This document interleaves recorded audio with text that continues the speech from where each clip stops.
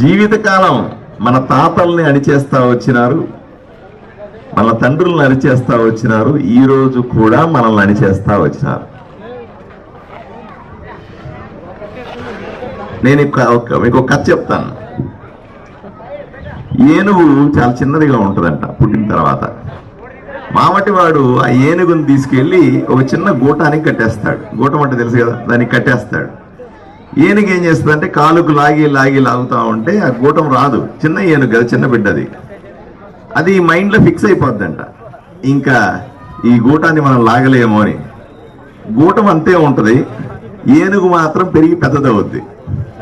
ఏనుగు పెద్దదైన తర్వాత దానికి ఎంత బలం ఉంటుంది, అయినా కూడా మామటివాడు మొత్తం తిప్పుకొని వచ్చి అదే గూటాన్ని కట్టేస్తా ఉంటాడు. ఏనుగు మైండ్లో ఏం పడింది, చిన్నప్పుడే పడింది ఏమని, ఈ గూటాన్ని నేను లాగలేను అని పడింది. అది అట్లాగే ఆ గూటానికి కట్టేస్తే ఏనుగు అక్కడే ఉంటుంది కదలకుండా. జీవితంలో ఎప్పుడు ప్రయత్నం కూడా చేయదు. ఒక్కసారి నిజంగా ఏనుగు కాలుతో అట్లంటే ఆ గూటం ఎగిరి ఆడబడుతుంది, అవునా? కానీ దాని మైండ్లో అట్లా ఫిక్స్ అయిపోవడం చిన్నప్పటి నుంచి ఉండడం వల్ల ఇప్పటికి కూడా ఆ గూటాన్ని లాగడానికి ప్రయత్నం చేయదు. అది ఆదోనిలో ఉన్నటువంటి బీసీల, ఎస్సీ, ఎస్టీల ప్రజల పరిస్థితి. ఎందుకంటే ఆ గూటమే మీ ఎమ్మెల్యే సాయి ప్రసాద్ రెడ్డి.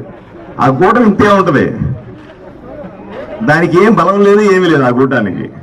అది ఎప్పుడూ మనకున్న సమస్య ఏంటి, మనకు చిన్నప్పటి నుంచి మన నాయనలందరూ కూడా రెడ్డి రెడ్డి రెడ్డి అని చీలు కట్టుకొని ఇట్లాగే ఉంటుంది. అది మనకు అలవాటు చేసిరి, మనం కూడా ఇప్పుడు రెడ్డి రెడ్డి అని చీలు కట్టుకొని ఇట్లాగే ఉంటుంది. ఇంక జీవితంలో ఇది తప్ప ఇంకేమీ లేదా అని మిమ్మల్ని అందరినీ ప్రశ్నిస్తా ఉన్నా. ఏ రోజైనా సరే మీరు ఓట్లేస్తే ఆయన ఎమ్మెల్యే అయినాడప్పా, మీరు ఆ గూటాన్ని పీకేయడం ఊరికే కాలుతో అట్లాంటి ఎగిరాడబడతా ఆ గూటం. అది మీరు ఏనుగులు లాంటి వాళ్ళు మర్చిపోయి ఎల్లకాలం ఆయన చెప్పిందే చేయాలి, ఆయన చెప్పిందే చేయాలి, ఆయన చెప్పిందే చేయాలి. ఆయన కూర్చోమంటే కూర్చోవాలా, లేయమంటే లేయాలి. నువ్వు అడిగి పోవంటే అడిగి పోవాలి, ఎడిపోవాలంటే విడిపోవాలి, ఒరేగిరే అంటే పడి ఉండాలా. ఏ రోజన్నా మిమ్మల్ని మనుషుల్లాగా చూసినాడా అని అడుగుతా ఉన్నా. ఏ రోజైనా సరే మీ బాగోగులు పట్టించుకున్నాడా అని అడుగుతా ఉన్నా.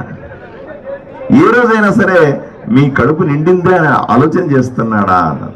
ఓట్లు వచ్చినప్పుడు, చివరికి ఓట్లు వచ్చినప్పుడు కూడా నువ్వు ఆడే ఈడే అని ఓటుని వేయించుకునేది. అతనికి బలం ఇచ్చిందే మీరు ఒక్కసారి ఓటు వేయకపోతే అతని మొత్తం బలమంతా పోతుంది. అతని బలం ఏంది, మీరు వేసిన ఓటే కదా.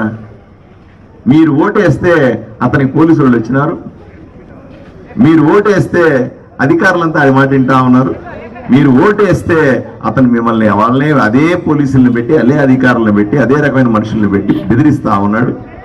మీరు ఓటేస్తే గూండాలను పెడతా ఉన్నాడు, మీరు ఓటేస్తే మిమ్మల్ని తొక్కి పెడతా ఉన్నాడు.